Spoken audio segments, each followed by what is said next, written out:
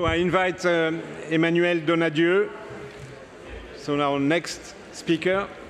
Emmanuel is leading a group of research in tumor immunology at the Cochin Institute, not far away from here actually. And he's also a specialist of examining in situ the immune response against tumors. So I'm sure we will learn even more on this topic. Thank you, Emmanuel. Thank you very much, Alain, for the kind introduction and for giving me the possibility to present today. So during my talk, I will mostly focus on T cells in tumors and the influence of the tumor microenvironment in order to make the case that some cells and elements contained within the tumor microenvironment can have both positive but also negative influence on T cells, especially on their migration. So now it's quite well established that in order for T cells to perform their job, to control tumor growth, they need to accomplish a number of steps. They need to respond adequately to tumor antigens. They need to expand, persist, and I'm sure we hear a lot of talks about T cell persistence and the importance of this process. But they also need to make a direct physical contact with their target. And this cell-cell interaction is actually the end result of a series of stepwise events during which T cells rapidly migrate. And I really want to focus my talk on these different steps. So the first step is the extravasation. T cells need to home into the tumor to cross the tumor endothelial cells. Then they need to migrate within a very complex microenvironment, the stroma, and in solid tumors are compartmentalized organ with compact tumor islets surrounded by a stroma. And the blood vessels are in the stroma, meaning that the T cells, they need to migrate from their entry site up to tumor cells. Then they need to form a productive conjugate with the malignant cells to form a synapse, to be activated, to degranulate, and to kill cancer cells. And there's still a lot to learn about how these different steps are controlled. But we know that in cancer patients, one or several of these steps are dysfunctional. We know, for example, that the entry of T cells into tumors does not always occur normally. This is mostly due to abnormal vessel structures, reduced expression of chemokines, adhesion molecules, or a particular phenotype of the tumor endothelial cells. But nevertheless, even when T cells succeed in crossing the blood vessels, because we know and we've heard that many tumors are enriched in T cells, melanoma, non-small cell lung tumors, at least in many tumors, the T cells are not in contact with cancer cells, but instead enriched in a surrounding microenvironment, the stroma. As you could see here, actually, in this immunostaining performed in lung tumor section obtained after tumor resection, where you could see that the T cells in green are in the stroma in red, and the tumor cells are in blue. And when we made this observation more than 10 years ago with a prior PhD student, Hélène Salmon, we were quite surprised to see that the region where T cells should go, in fact, contained very few T cells. And at the time, we counted on a small cohort 5 to 10 times more T cells in the stroma, the white bars, as compared to tumor islets, the black bars. And this defect in T cell-tumor cell interaction could obviously contribute to explain why some tumors continue to grow, but also why some immunotherapy protocols do not always get the expected results.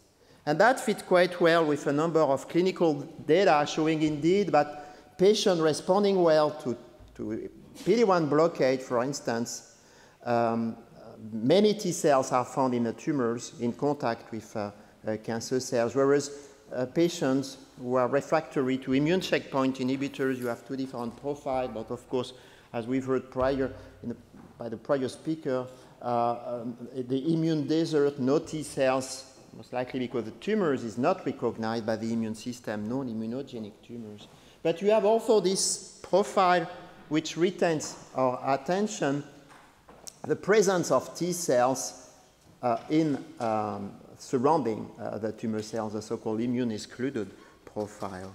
And so the important questions my many labs are trying to address is why are T cells localized in the stroma as compared to tumor islets, which are the mechanism underlying this distribution, and could we design some strategies in order to promote T cells to infiltrate this compartment? And in order to address these questions, we have in the lab established a 3D ex vivo human model. It's an organotypic model based on thick slices made from human primary tumors. So we have ongoing collaboration with clinicians working at Hôpital Cochin who provide us with both lung, but now we have also renal cell carcinomas. And the workflow is shown here. In brief, the piece of a tumor, the fresh tumor, nothing is fixed during the whole procedure. Everything is kept fresh. It's first embedded in agarose, and then we cut the piece of a tumor using a vibratum. We usually perform fixed slices, 4 microns slices, and on top of the fresh slices are plated some T cells, could be T cells purified from the stem tumor, the TILs, or it could be some T cells which have been genetically engineered to express a CAR T cell. I'll show you during the second part of my presentation. The slices with the T cells are then placed at 37 degrees for half an hour, then rinsed to get rid of the cells that have not entered into the tissue, and then systematically immunostained with a combination of directly coupled fluorescent antibodies in order to label tumor cells, but also stromal cells, stromal component. And then we used fluorescent microscope, either confocal spinning disk microscope or 2-photon microscope, to really assess the distribution, the migration of T cells, not only those at the cut surface, but really the T cells that have infiltrated into the tissue. And in this condition, we found, and I'll show you a picture and a movie, that despite having a continual access to the whole surface of the slice, the T cells that we plated, so this is the T cells in green, the stroma is in red, the tumor cells in white, in human lung tumor slice.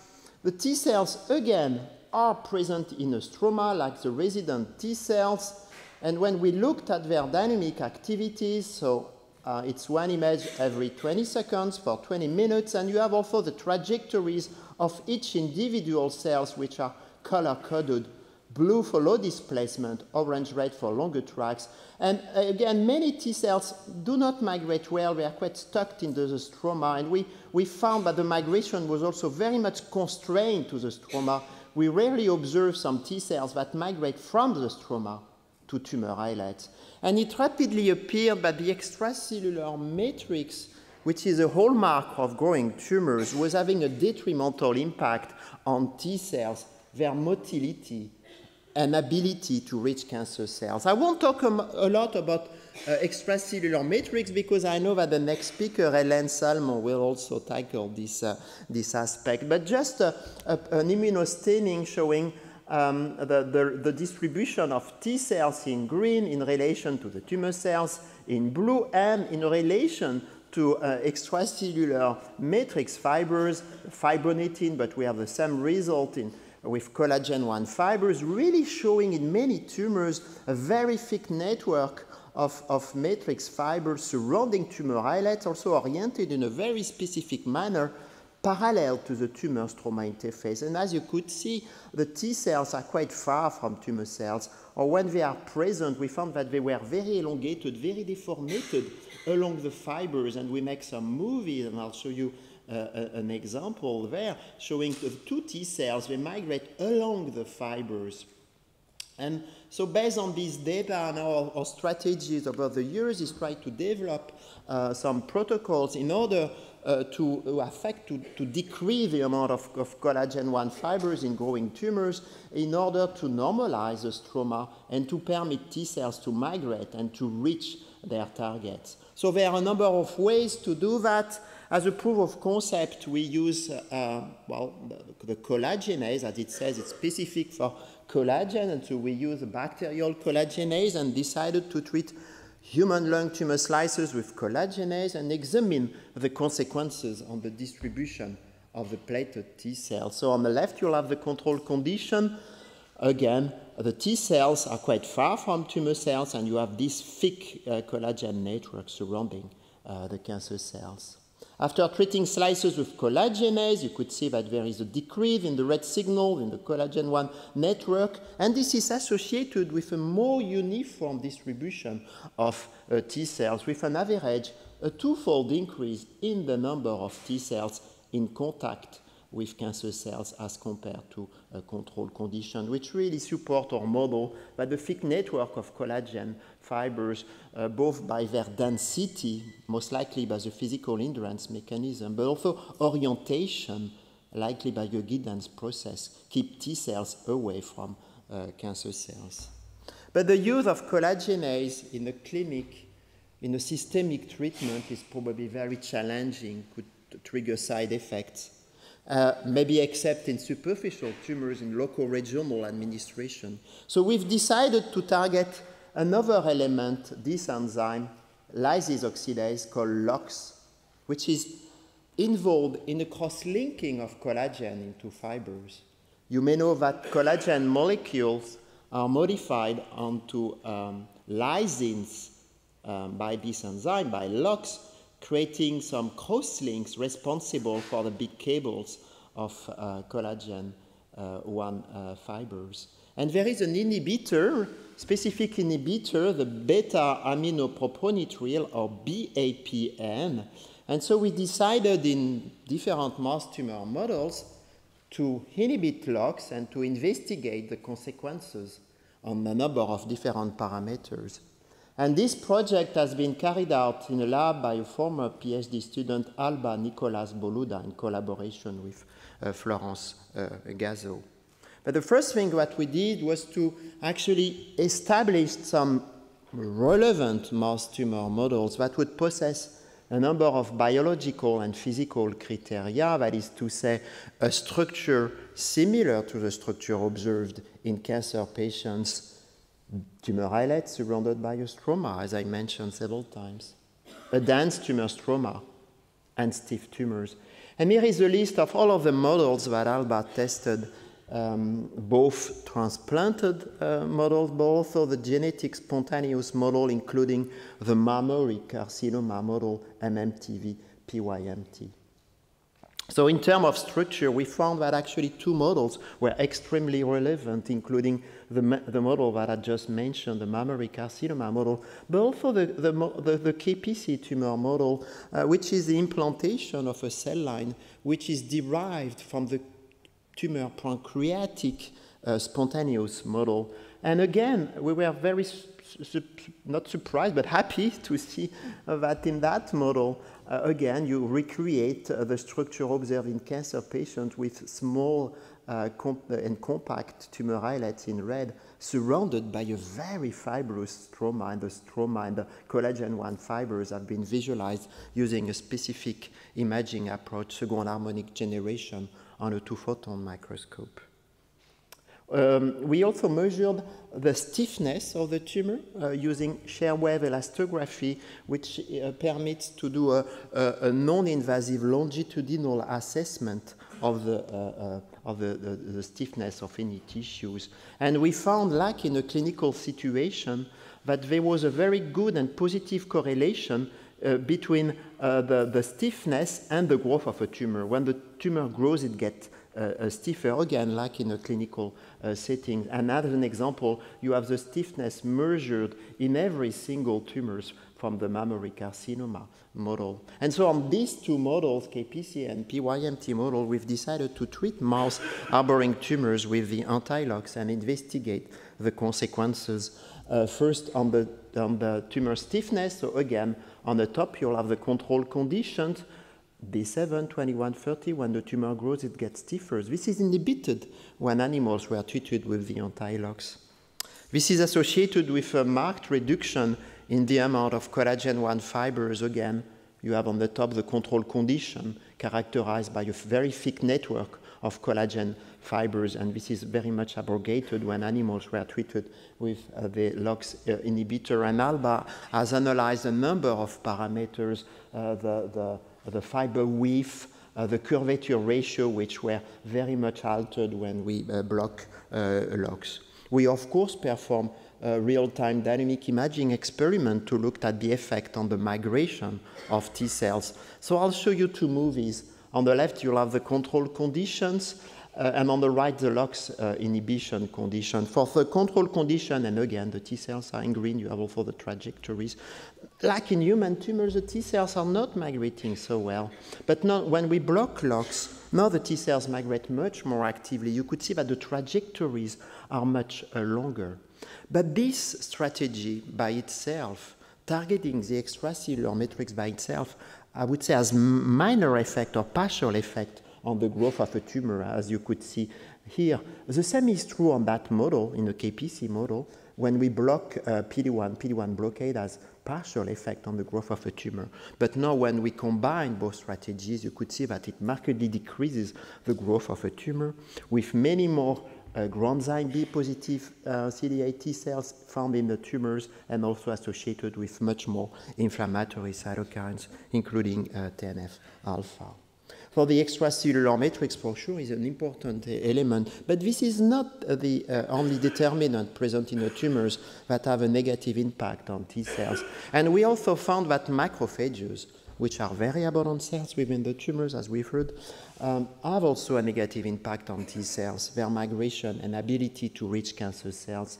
And this project has been done in the lab by a former postdoc, Elisa Peranzoni. The first thing that Elisa did was to perform an immunostaining on lung tumor section, and again to show that the macrophages, especially the M2-like macrophages expressing the mannose receptor CD206, were predominantly enriched in the stroma, and you have the tumor cells in red. And so now when we looked at the distribution of CD8 T cells in relation to macrophages, and I'll show you a movie in human lung tumors, we often evidence some long-lived interaction between both cell types. So again, this is 20 minutes recording, and you could see that in regions mostly devoid of macrophages, and you have the macrophages in red, CD8 T cells in green.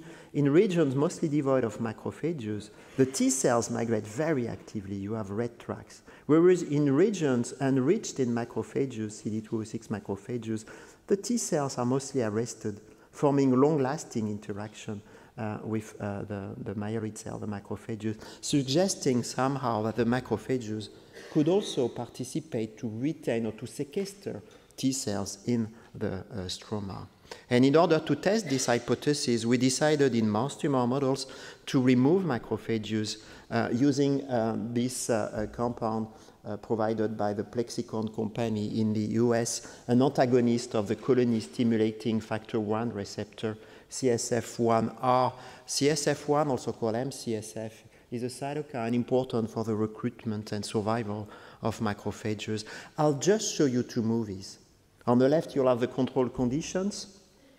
Now the CD8 T cells are in red, the macrophages, F480 positive cells in green, very abundant in the stroma, and the tumor cells in blue, again, the T cells not migrating so well. So now look at what's happened on the right when we remove macrophages. No more green macrophages. Look at what's happened to T cells. Now they migrate very actively, also more prone to interact with their target. But again, this macrophage degrading strategy or depleting strategy by itself has no effect on the growth of a tumor. You could focus your attention on that graph, which shows the size of the tumor at the time of the sacrifice.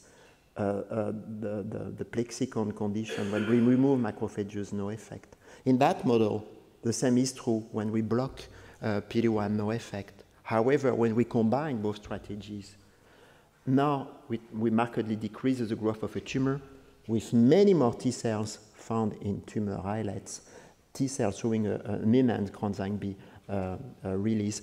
So the take-home message from this part of the presentation is that for T cells to perform their job, to kill cancer cells, obviously they need to be fully activated, but that is not enough. They need to migrate and they need to reach cancer cells, really highlighting the presence of stromal obstacles, including the extracellular matrix and macrophages that are promising targets in cancer therapies. But now when T cells finally manage to go through all of these different hurdles, They need to form a productive conjugate with their targets. And so we've decided to study this cell-cell interaction using CAR T cells and comparing the behavior of two different CAR Ts. And that project has been done in the lab by Sherazad Kantari Mimoun and Sarah Barin. And Sarah and Sherazad have been using, as I said, two kinds of CAR T cells. First, some T cells equipped with a CAR specific for CD20 put in contact with human malignant B cells that overexpress CD20, and that model being a positive control for CAR T efficacy. And on the other hand, for solid tumors, we use T cells with a CAR specific for EGFR put in contact with human carcinoma cells that overexpress EGFR. EGFR is a pan-carcinoma marker. Here you have the structure of the two CAR, which only differs at the level of the antigen binding domain. We first used dynamic imaging microscopy to assess the activation of the two CARs in contact with their target. And we focused on the calcium response. The calcium is a second messenger that rapidly increases when T cells get activated. And on the left, I'll show you the condition with the CD20 CAR T cells in contact with the B lymphoma cell line RAG, which appear on that movie in a gray transmitted light image. The calcium concentration is coded in solo color, ranging from blue, low calcium concentration, orange red, high calcium concentration. So it's one image every 10 seconds for 10 minutes. And you could see that the two CAR T, when they get into contact with their target, they show very strong calcium increase. And on average, 80% of CD20 CAR T cells get activated in such condition. Now, when we perform the same experiment now with EGFR CAR T cells in contact with carcinoma cells, we use a number of carcinoma cell lines, including the tumor pancreatic cell line BXPC3. We, by the way, didn't do the epithelial mesenchymal transition, still grow in cluster. Now you could see that the result is very different, and only a minority of EGFR CAR T cells saw strong calcium increase, as you could see here. Most of the CAR T stay blue.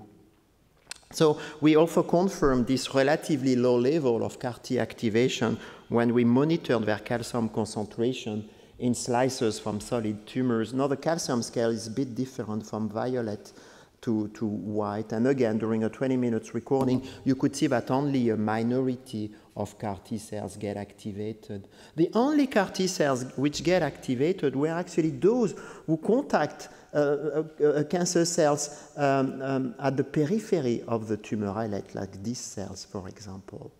We then searched for the mechanism which could explain why CAR T cells in such a settings were not properly activated. And by actually comparing the distribution of cell tens of proteins at the surface of tumor B cells or carcinoma cells, and we use a ultra-high imaging platform developed by Miltenyi Biotech, the Maxima, we found that one protein, ICAM1, was highly expressed by tumor B cells, whereas hardly detected at the level of the carcinoma cells, including the BXPC3, but also the cholangiocarcinoma cell line EGE1. ICAM1 is an adhesion protein which binds to the integrin LFA1 expressed by T cells, and we know from prior studies that the interaction between LFA1 and ICAM1 plays a very important role in the formation of a synapse between T cells and either antigen-presenting cells or cancer cells. We also had a chance to obtain some fresh tumor B cells from chronic lymphocytic leukemia patients expressing various levels of ICAM1. And so we tested the responsiveness of CD20 CAR T cells in contact with these tumor B cells. And as shown here, a good and positive correlation was found between the percentage of calcium-responding CD20 CAR T cells and ICAM1 expression by tumor B cells. And we have other data when we knock out ICAM1 using CRISPR-Cas9. We decrease the calcium response of CD20 CAR T cells. We decrease their cytotoxicity, really suggesting that the expression of ICAM1 plays a very important role in the responsiveness of CAR T cells, and also suggesting that a downregulation of ICAM1 or low expression of ICAM1 by solid tumors contribute to explain why they are quite resistant to CAR T cells, EGFR CAR T cells. ICAM1 is a protein whose expression is controlled by inflammation, including interferon gamma, which is massively produced by CAR T cells. So we wondered whether the few CAR T cells, EGFR CAR T cells, would still get activated in contact with their target, would be actually sufficient to drive the expression of ICAM1. And so we performed a kinetic experiment looking at ICAM1 expression by immunostaining on slices, tumor slices after adding CAR T cells. So on the left, you have the condition where the CAR T cells have been added after half an hour, and you could see first that the CAR T cells in green are mostly localized in the stroma or in contact with cancer cells in blue at the periphery of the tumor islets, and ICAM1 is still very low. 24 hours later, we found that ICAM1 by cancer cells was strongly upregulated. And this is associated with now a majority of EGFR CAR T cells, which actually managed to get into contact with cancer cells. In addition, our data indicate when we block interferon gamma using neutralizing antibody, we prevent the upregulation of ICAM1 induced by EGFR CAR T cell, really suggesting that the few CAR T cells which produce interferon gamma drive the expression of ICAM1. Likewise, if we prevent the upregulation of ICAM1 using cancer cells knockdown for this protein, we decrease for the interaction with EGFR CAR T cells, as you could see here, as compared to the control condition 4 hours after adding the CAR T cells. And finally, we performed in vitro cytotoxicity experiments and 24 hours of co-culture between EGFR CAR T cells in green and tumor cells in blue. You could see that in control condition, most of the large majority of cancer cells have been killed in such condition, whereas cancer cells knocked down for ICAM1, unable to upregulate ICAM1, are much more resistant to EGFR-mediated killing. And the importance of interferon gamma ICAM1 fits very well with a recent report by the group of Marcella Mars in Boston, showing that interferon gamma produced by CAR T cells could actually reshape cancer cells which become more sensitive to CAR T cells induced killing. And interestingly, she claims that this is really the case for solid but not liquid tumor, also provoking some questions about also the presentation made by Philippe Bousseau. So the take-home message of this part of the talk is that when sufficient amount of CAR T cells reach cancer cells, and we believe this is a number games, and that highlight also the different obstacles that I presented, which are present in the stroma, but when they are able to cross these hurdles and make a contact with cancer cells, they get activated, and through the expression of interferon gamma, that drives the expression of ICAM1, which promote the formation of a productive synapse between both cell types. So now my presentation comes to an end, and I'd like to acknowledge my colleagues in the team Cancer and Immune Response at the Institut Cochin, and all of our collaborators, including clinicians who provide us with fresh tumors. Thank you very much for your attention, and I'll be happy to take any questions.